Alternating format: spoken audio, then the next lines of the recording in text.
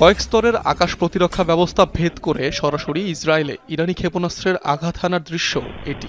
মুহূর্তেই অগ্নিগর্ভ হয়ে ওঠে পুরো এলাকা। নাতানজ পরমাণু কেন্দ্রে হামলার জবাবে ইসরায়েল জুড়ে শনিবার ভয়াবহ অভিযান চালায় ইরান। সবচেয়ে ক্ষতিগ্রস্ত দক্ষিণাঞ্চলীয় শহর দিমোনা, যেখানে ইসরায়েলের গুরুত্বপূর্ণ পারমাণবিক কেন্দ্র অবস্থিত। 1 ঘণ্টায় 2 দফায় আইআরজিসির ক্ষেপণাস্ত্র আঘাত হানে অঞ্চলটিতে।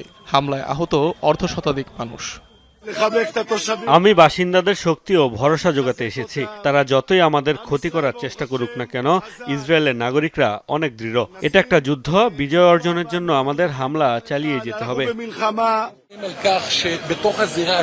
আপনারা দেখতেই পাচ্ছেন ক্ষয়ক্ষতি গুরুতর। মিসাইলটি জনবহুল ও ঘনবসতিপূর্ণ এলাকায় পড়েছে। একাধিক অ্যাপার্টমেন্ট সহ অন্তত 3টি ভবনের ব্যাপক ক্ষয়ক্ষতি হয়েছে। দক্ষিণাঞ্চলের আরেক শহর আরাদেও হয়েছে মুহুর্মুহু হামলা। একাধিক আবাসিক ভবন ক্ষতিগ্রস্ত হয় ইরানের ক্ষেপণাস্ত্রের আঘাতে। ড্রোন ফুটেজে ধরা পড়ে ভয়াবহ সেই দৃশ্য। এছাড়াও ইলাত, বীরশেবা ও কিরিয়াত গাত শহরের বিভিন্ন সামরিক স্থাপনায় টার্গেট করে হামলা চালায় আইআরজিসি। এসব হামলায় 200-রও বেশি মানুষ নিহতের দাবি করেছে তেহরান। এর আগে ঈদের দিন ইরানের গুরুত্বপূর্ণ নাতানজ পরমাণু কেন্দ্রে হামলা চালায় মার্কিন ইসরায়েলি যৌথ বাহিনী। এতে কোনো ধরনের তেজস্ক্রিয় পদার্থের নিঃসরণ হয়নি বলে নিশ্চিত করেছে ইরান। রাজধানী তেহরানেও হামলা চালিয়েছে যৌথ বাহিনী। শহরটির পূর্ব ও পশ্চিম অংশ জুড়েও চলে অভিযান। এছাড়াও হামলার শিকার হয়েছে কারাজ ও ইস্পাহান। অনিক রহমান, যমুনা নিউজ।